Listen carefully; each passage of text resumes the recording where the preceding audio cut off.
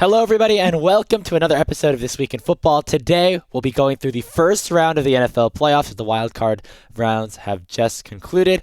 And then, of course, set up for the divisional rounds. Only 8 teams are left here in the NFL playoffs for the 2024-25 season. There were some upsets, there were some expected results, and we're here to talk all about it. My name is Andrew Howe, joined alongside Xavier as per usual. Xavier, how are you doing today? Amazing as always. How are you? I'm doing good. Ready to get into a lot of exciting conversations because the playoffs, of course, just kicked off this past Saturday, Sunday, and Monday. There were a ton of super close games. There was one really close game that we'll get into in specific, but a lot of games that were fun to watch and also provide some interesting conversations. So I think the best way to do it, because there was only 6, is to just go in order. Let's start with the first game of the weekend, which was the Texans taking down the Los Angeles Chargers 32-12. Now, Xavier, this was a very weird game, defensive minded, especially in the first half. It looked like the Chargers were actually like the team with the advantage for the first half or so, but Houston really turned it on at the end. Yeah, and for us, it was an upset because, we both picked the Chargers Yeah. last week, and the Texans defense just showed up. And, Justin Herbert just didn't come to play. 4 picks, that's very unlike him this season.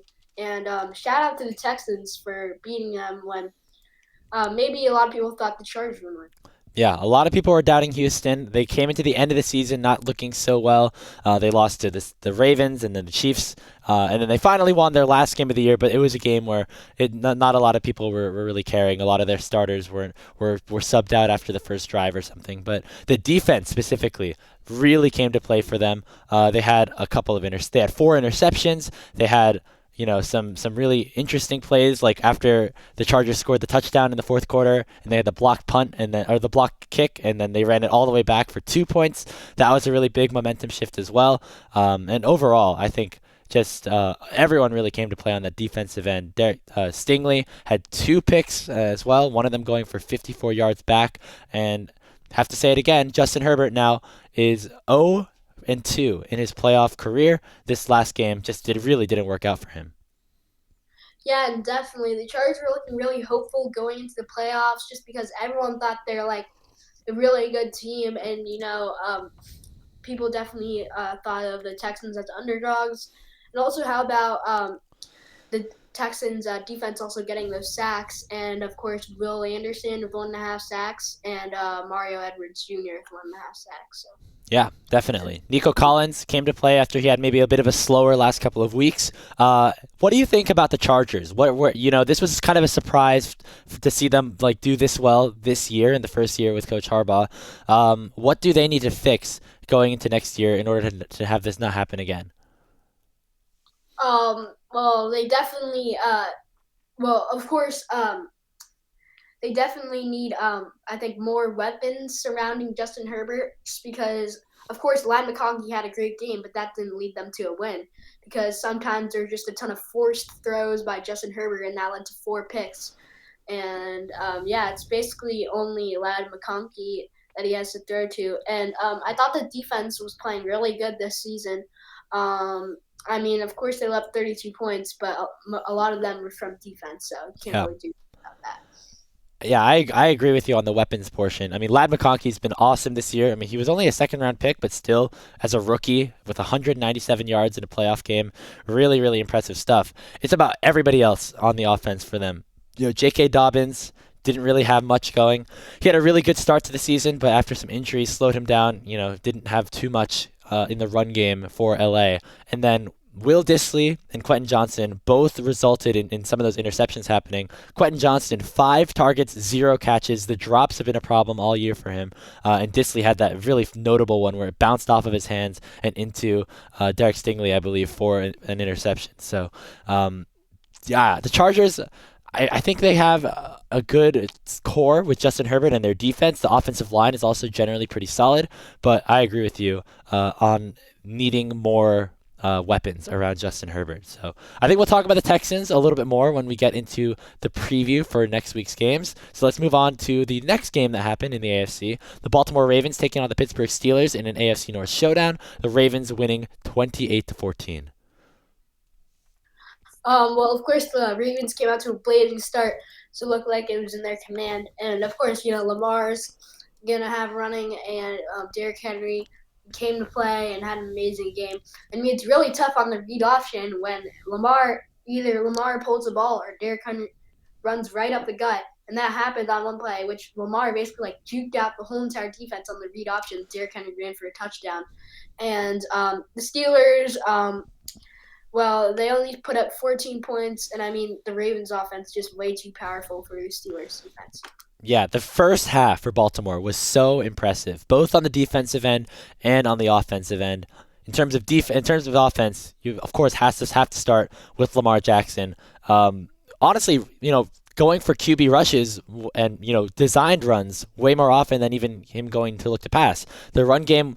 If you watched the episode of Hard Knocks that came out yesterday, the Steelers coaching staff was very adamant that they had to stop the Ravens' run in order to have a chance to win, and they set the tone in the first quarter that that was not going to happen. Derrick Henry ran for 2 touchdowns throughout the whole game, including, of course, one in the first half. And then Lamar, that touchdown pass that he had to Rashad Bateman early in the game, where he scrambled around and then finally found somebody in the end zone. That was a really impressive catch to watch. I mean, Lamar just has such great pocket presence, and I mean, he just like run around the pocket and then make an amazing play. And I feel like we've seen a lot of that towards the end of the season, where he just like scrambles around and then he throws to a player in the end zone. And it's a touchdown.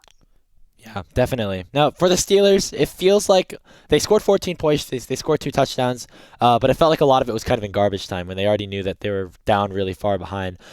Russell Wilson led a really nice drive to start the second half, but then after that, really didn't find much other than that like miracle catch that George Pickens had to run into the end zone for a touchdown. So overall, the Steelers' offense really started off hot. They had some question marks going in of who was going to start with quarterback. But when Russell Wilson first came in, they looked awesome. Then they really have struggled, and this ultimately led to them losing 5 straight games, including this one to Baltimore. And also, the Ravens' rush defense only held Najee Harris to 17 yards. And I mean, the Steelers' offense just wasn't really getting going. I mean, at the start of the second half, they did have a chance to get back in the game, but that really seemed unlikely with how the pace of the Ravens' offense was playing and also the defense. Yeah, so leaves a lot of questions for what the Steelers can do. I mean, do you care at all about the narrative that Mike Tomlin has been to the playoffs or has had a winning record every season, but over the last like 5 years or so hasn't even won a playoff game? Do you care about that, or do you think it's not his fault necessarily? Well, I mean, honestly, I mean he's like a great coach, but like in the playoffs, like on like in the mainly towards like the end of the season, they haven't done as great, even though still ending up in the winning record. So yeah, it's I mean it's partially on his fault. I mean you can't really say it's like not the coach's fault if they lose 5 games in a row. So I think you have to fault Mike Tomlin a little bit, but at the end of the day, I think it's also on the general management and just the way that this roster is constructed as a whole. You think about, like obviously Mike Tomlin back in 2010, 2011, like his teams, those Steelers teams are really good with Ben Roethlisberger, Antonio Brown, all those guys. Nowadays, though, think about the last couple of seasons. Their quarterback this year was Russell Wilson, who was just cut from the Denver Broncos the last season. Yeah, he played, and then the year before that they had Kenny Pickett, who now is the backup quarterback for the Eagles. So he never really had much going. They were starting Mason Rudolph in a playoff game last year. It seems like the Steelers are always a good team, but not a great team, and that even comes down to the weapons that they have on the offensive side of the ball. So I think it's not necessarily entirely Mike Tomlin's fault, but in terms of what to expect from them moving forward, Russell Wilson is a free agent. They also have Justin Fields. What do you think the Steelers should do to try and improve on their season going into next year? yeah, I agree with you on the general managing just because of how their team is structured. I mean they have a really good defense, but like their offense, like really only receiver like star receiver you have is George Pickens, and I mean like also the quarterback situation like for the past like 4 years has not been great.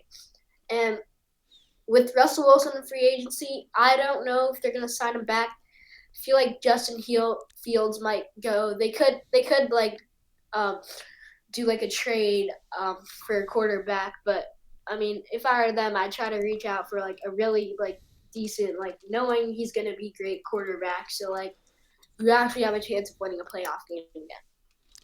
Yeah, I would be surprised if Russell Wilson comes back, just because the end of the season went really poorly for them.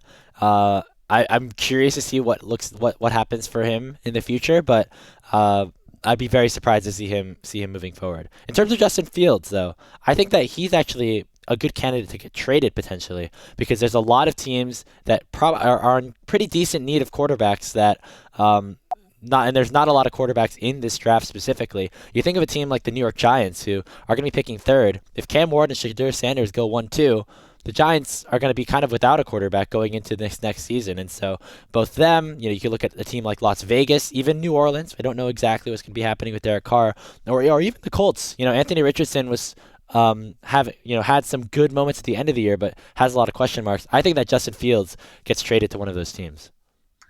Yeah, definitely. I think that would be a great option for them just because of how much potential he has. And I feel like they don't want a risky quarterback. They just need like a quarterback that's going to be good because I mean obviously they had a winning record this year and they should be really looking to definitely win a playoff game next year and maybe throw them in with like another like veteran, another like defensive player, and I think you get like a solid quarterback out of that at least. Definitely. So, lots to look forward to for the Steelers in the future, but right now, the Ravens are one of the hottest teams in football. We'll talk about them in just a little bit. Let's talk about who they're going to be playing this week, though, as the Buffalo Bills defeated the Denver Broncos 31-7. At the start of the game, everyone was like, oh, are the Denver Broncos going to make this a game after that first touchdown? But the answer ended up being no. Josh Allen, of course, playing pretty well as per usual. James Cook had a rushing touchdown as well, and they end up basically destroying them 31-7. Yeah, and the Broncos started off 7-0 and then ended 7-31. Of course, a lot of people were expecting this, at home, 31-7. Of course, you got rookie's first playoff game, and then you got Josh Allen over here who has experience, and James Cook had a great game. I mean, just like all around, the receivers had decent games, and of course, their defense played good, only allowing them 7 points. Yeah, I mean, not much to say. I feel like this was a lot of what we expected for the Buffalo Bills. And for the Denver Broncos, it was a great story. I think performing above expectations for many. This is a team that a lot of people expect to be towards the bottom of the league going into 2024. But with Bo Nix at the helm, the defense looked awesome, one of the best in the league. Not necessarily in this game, but just in general. I think there's a lot to look forward to if you're a Denver Broncos fan. Yeah, if you're a Denver Broncos fan, I think I'd be happy just because of the season that they played. I don't think anyone in this world would have thought they'd had a winning record with a rookie quarterback and like no other like really stars except like Patrick Surtain. Of course, he had an amazing year, and I'm looking forward to seeing them play next year. And of course, Bo Nix is going to develop. And they have a lot of young players that can really like be stars next season. I'm excited to watch them. Yeah, I mean, the only thing I'm a little hesitant about is just the way their season ended, because they of course ended up losing, I think two of their last games, and then their last game of the season was against the Chiefs, where they didn't end up. It wasn't like really a game at all at any point. And just in terms of what the AFC looks like, there's teams like the Browns and the Bengals and maybe even the Dolphins that are always going to continue to be strong. And so, curious to see if this is Denver's ceiling or if they can go further and continue to improve as a team. Let's move on to the NFC, though. We'll start off with our first game there. Your Eagles, Xavier, taking down the Green Bay Packers 22-10. You called it, and it ended up coming true. Just another really good game overall by the Philadelphia Eagles and Saquon Barkley. Again, 119 yards. Didn't get into the end zone, but I think overall just overpowered this Packers defense. Yeah, and I mean, I think our defense had a better game, maybe than our offense, just because of the 3 interceptions and just like literally like shutting the Packers down. And Jalen Hurts only had 131 passing, but of course Saquon's always going to be there. And of course we got Jahan Dotson first NFL touchdown, and also Dallas Goddard with a nasty touchdown on Steph Curry. Yeah, that stiff arm was crazy. I remember watching it and just I didn't even know it was possible to shove somebody with that much force on just a stiff arm, but definitely very welcome to have him back. You know, he was hurt for a good portion of the season. Obviously going to be a big part of this Philadelphia Eagles team moving forward. I want to ask you about AJ Brown though, Xavier. Only one catch. There's been a little bit of conversations about him and Jalen Hurts having some disagreements. Are you worried about that at all, or do you think he's going to come back around and continue to push towards the Super Bowl? I think he's gonna show up. I mean, he's gotta play good. I mean, if Jalen Hurts is gonna want to win a football game, he's gotta throw the ball to AJ Brown. And if in those like tough situations, like fourth quarter, he's gonna need him. And of course, AJ Brown, who's one of the best receivers in the league, so he's gonna do his thing. It's just a matter of Jalen Hurts looking for him and how well the other team's pass defense plays. Yeah. So I'm very curious to see how this continues to unfold. Do you see the book that he was reading on the sideline? Then Yeah, it became like the best-selling book on Amazon in like a day. That's pretty funny. But um, I don't know. AJ Brown's too good of a player to not throw the ball to, as you say. And I think against a team like the Rams next week, they're definitely going to need something like that. So. Have my eyes on the Eagles as a really, really exciting team. On the other side, though, Green Bay kind of stumbling towards the end of the season as they ended up as the seventh seed, lost to the Bears in the last round, the last game of the season, which resulted them in being the seventh seed instead of the sixth seed.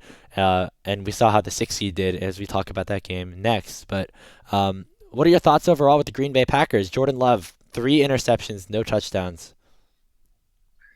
I mean, well, of course, if you're gonna look at them, we're like when they're like 9-4, you're gonna think that this is a team that can really make some noise in the playoffs. But then, of course, falling down to 10-7, and then now, well, Jane Reed and Romeo Dobbs got injured in that game. But like, that's a pretty disappointing ending to your season. Well, mostly because they're the 17, they played the Eagles instead of um, potentially playing the Bucks. So that was also a big game in the Bears game. They just Yeah, I think a good chunk of it was just the lack of options due to injury. Obviously, they lost Christian Watson uh, before the playoffs, and then, of course, losing those other pieces during that playoff game. I think the Packers are going to continue to be this decent team. The question is, are they going to be able to keep up, especially with a team like Minnesota having such a phenomenal year, and the Bears also, I think having an off year. We know that they're going to be back and probably in contention for a playoff berth at some point in the next couple of years. And so the question is, will the Packers? I feel like they need like one. I feel like they need one star on the offensive end. They don't necessarily have that right now, whether it's a running back or a wide receiver. yeah, they just need a complete stud on either running back or receiver. And of course, you got Josh Jacobs, but Jaden Reed, he's not really that consistent, and the other receivers aren't necessarily stars.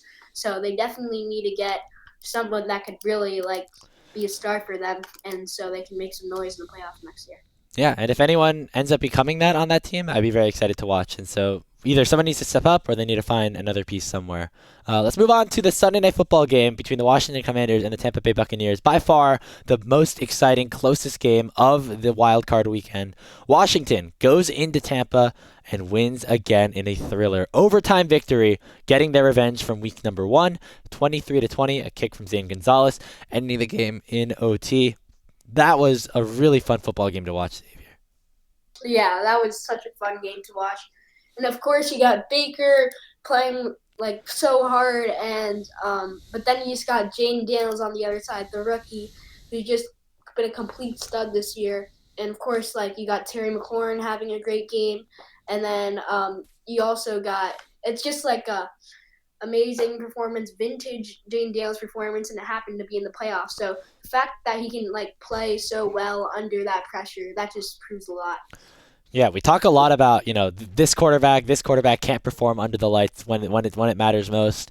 We'll talk about Sam Darnold in just a little bit, but him, Bo Nix, both had pretty bad performances, I'd say overall in the playoffs. But Jaden Daniels coming in as a rookie and having that performance, very, very exciting. I mean, you could tell from the start of the game how he was going to be cool, calm, and collected for the entirety of this one. Obviously, they didn't score in the first quarter, but just the way that he kept his cool, they were very aggressive on fourth down, ended up paying off for them, especially towards the end with that nice pass to Terry McLaurin. So um, I think just a really fun game overall.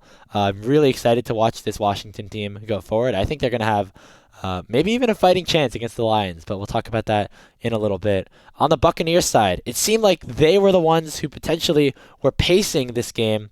They had the lead pretty late into the fourth quarter, or into the fourth quarter, I should say, before that Terry McLaurin touchdown. Then they ended up tying it up, and then, of course, right before overtime, I should say, not overtime, ended up losing it. What are your thoughts overall about this Buccaneers season and what you think went wrong for them here? I mean, not a lot of stuff to hang your heads on except for maybe if they got another touchdown in one of their drives in the fourth quarter. But I mean, obviously the doink kick. I mean, it's just really tough to go down like that. And I think they had a decent season. I thought they were better this year than they were last year. So of course Baker has been a really good quarterback this year, and I think he's improved even as a veteran quarterback. So there's stuff to look for the Buccaneers. Yeah, I think overall great year for Baker. You're going to get another year of development for Bucky Irving, and I think that's going to be very helpful. He's clearly shown that he could be a star in this league, even though he was only like a fifth round pick going into the season. Mike Evans, again, another really good game for him. The one thing that stood out to me a little bit were some of the miscommunications. It seemed like in the huddle or before the snap, there was a couple of like fumbles or weird handoffs or things where it seemed like not everybody was on the same page. And obviously, that's not something that you can necessarily account for. But if you want to win a playoff game, you can't have those little mistakes. There was one instance where I think Baker wasn't expecting the ball. When the center snapped it to him, ended up to be a 7-yard loss. And instead of going for it or getting a first down, that was actually when they kicked the field goal to tie the game instead of trying to take the lead in the fourth quarter. So that was a pretty big swing, and obviously that can't happen if you're trying to make a Super Bowl run. Yeah, and till the end, they didn't have enough team chemistry, and I feel like it's always kind of like some person trying to do like their own thing like best they can. Like Baker, like see someone open, no, I'm just gonna run the ball. And of course, he might get some good pickups, but I feel like the team chemistry is not there. And they still have like Bucky Irving. I think he's gonna be a great star in this league. And and their defense, it's decent, but maybe they could focus on that if they really want a solid chance of doing well in the playoffs. Definitely. Let's move on to our last game of the wild card weekend in Arizona. It was the home team, Los Angeles Rams, of course, due to those fires, taking down the Minnesota Vikings 27-9. Now, Xavier, I feel like you could talk about the good things that the Rams did and everything, but I feel like the bigger conversation is about the Vikings, a team that went 14-3, coming into a quote-unquote neutral site and laying an egg a little bit. Sam Darnold had really struggled, was sacked I think 9 times in this game. Do you think that this was the Rams just outplaying the Vikings, or was this the Vikings losing to themselves a little bit? I think it was kind of both sides, but of course you got Sam throwing a pick, and of course he got sacked 9 times, and that's kind of on him. I feel like he's just like holding the ball in the pocket for way too long. And I mean, honestly, they weren't really deserving of the 14-3 record. And of course, the Rams have just had a great closing to their season. And Matthew Stafford showed up, and their defense played great. And yeah, it was just an amazing game. But also like a kind of like a Jets Sam Darnold performance. I know you called it going into the week. You said he's going to be Jets Sam Darnold, and so you're kind of right a little bit. I think unfortunately though, it was not necessarily just Sam Darnold, although he was definitely a big factor. The Rams' defensive line had a clear goal, that was to put pressure on the quarterback, and they were able to succeed very, very well. And I think if you look at some of the numbers, the pressure numbers were actually very high compared to average for the Vikings. So I think you have to fault the offensive line a little bit here, but there were also just a lot of clear opportunities for Sam Darnold to throw the ball away or try to find a check down or something, and ended up just taking the sack instead. So I think the blame has to be placed both places. especially on that fumble return where it looked like the Vikings were about to maybe get some momentum back in the game. They were only down 7 at that point in opposing territory, but then they ended up, of course, giving it away and allowing a touchdown. For the Rams, though, pretty good game all around. Kyron Williams, I think, played pretty good football, especially towards the end of the game where they were just trying to get first downs and burn clock. But again, I felt like it was mostly the Vikings just kind of having a bad game. Yeah, and I feel like everyone on their team, it just like they weren't really having that like power to like win. Like they weren't really like thinking that in their minds. I feel like, and like everyone on the team like didn't really have the best game that they possibly could have had. And I mean, the Rams defense just also played amazing, of course, with that Jared first touchdown and the interception. Yeah, so this leads to an interesting question, Xavier. What do you think the Vikings do now? Because they have Sam Darnold, he's a free agent now. They drafted J.J. McCarthy with the 10th overall pick. There's a chance that Sam Darnold may have lost himself a little bit of money and from free agency from these last couple of games, but still going to be somebody who many teams could consider a starting quarterback just because of the regular season that he had. So, what do you think the Vikings do? Do they try to re-sign Sam Darnold, or do they run with JJ, or do they do something else? Well, I mean, of course, he had a great year, but like, really, if you're, I mean, I think they could stick with Sam Darnold, but they should also try to give JJ McCarthy a shot. Um, um, well, it also depends how much money his contract is and how much money he wants if he's going to want to go to another team. But I mean, he's a worthy star quarterback. Just to going 14-3. But of course, in the playoffs, he just didn't show up.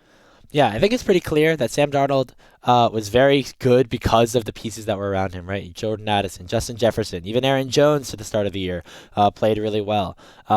But I wonder how he would do if he's put in a situation with less offensive weapons and how much could he do by himself. And so that's why I think he has two options to kind of think about. I think he could either take a lot of money with a team that really needs a quarterback, as you mentioned before, Giants, Browns, whoever it may be, or the other option is to come back to a competitive team like the Vikings, maybe compete for that starting spot with JJ McCarthy. It might end up him taking less money, but he could potentially try to save his reputation a little bit. I'm very curious to see what he does. I'm leaning towards him actually wanting to stay in Minnesota, even if it means he might get paid a little bit less and might not even start. Well, yeah, I mean, of course, he was projected to be a star quarterback, and if he's going to want to have a chance at like actually doing well for once, he's that's going to be the Vikings because, of course, they're probably going to want him again, just because of he's been on the team for. Um, but I feel like for Sam, I think he really just want a chance of winning rather than going to a bad team and getting a lot of money. Yeah, it seems like the team really liked him. There's a lot of really fun moments with him in the locker room and things like that. So I think it would be good for the Vikings to pick him back up. But if he's too expensive, obviously could see him going as well. Let's move on to our previews for the divisional round. 4 games, 2 on Saturday, 2 on Sunday. Let's start off on the first game of the week. Texans taking on the Chiefs at Arrowhead. This is a rematch of, I believe, the game before Christmas that they ended up playing. Chiefs winning on a last second, very close game. What do you got here? What's gonna happen? Man, I really do want the Texans to win so badly, but it's really just not realistic in this world where the Chiefs are always winning these one possession games.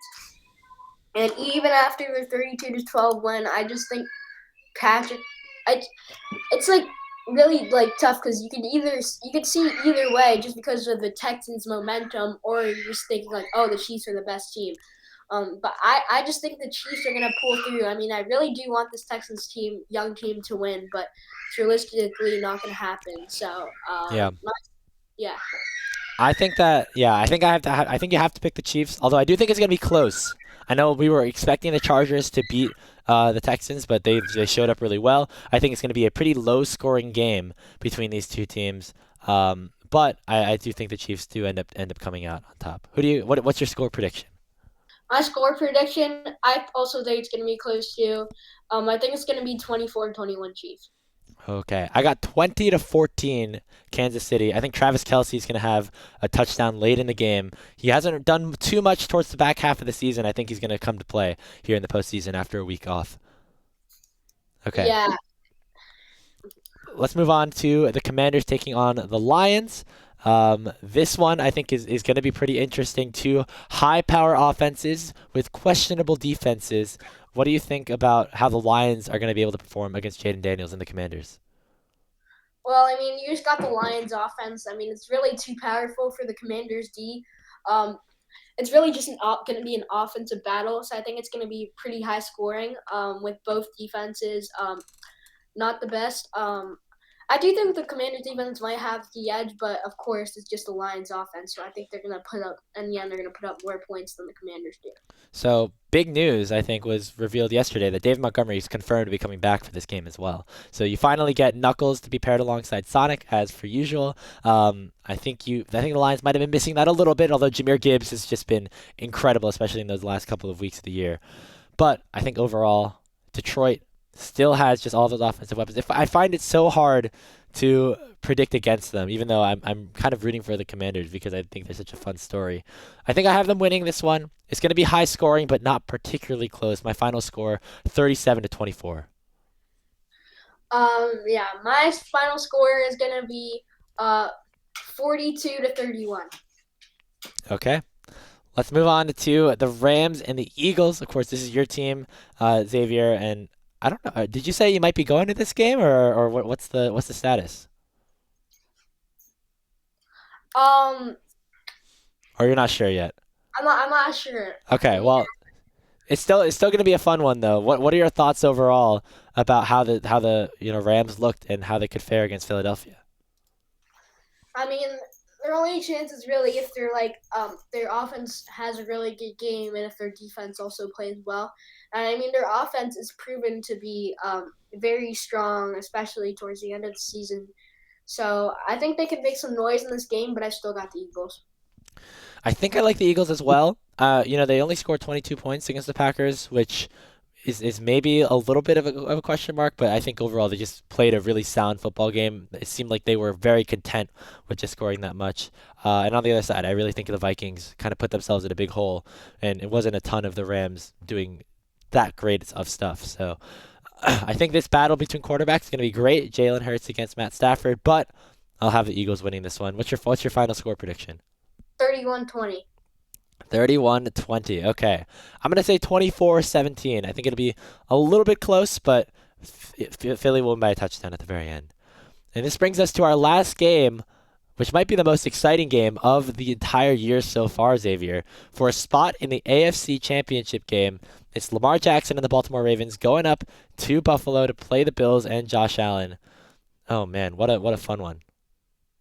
Yeah, this is a really tough game to decide because I mean it's literally basically 50-50 because you've got equal teams, both MVP quarterbacks. You've got yeah, just really powerhouse versus powerhouse, and I think it's going to be a pretty high scoring game. The thing is, it's going to be really hard for each defense to shut down the quarterback, so it's really going to be just like who has that like one or two bad drives, and like which offense can respond with score. Yeah, I think it's going to be a really good game on the offensive end. It's going to be in Buffalo, which hopefully we get some snow. I don't know what the weather forecast is, but it'd be so cool if it was just like, blizzarding in the middle of the snow. I know that the Ravens don't necessarily get affected by that, so it wouldn't necessarily be too big of an advantage, but two MVP candidates going at it. I'm super excited.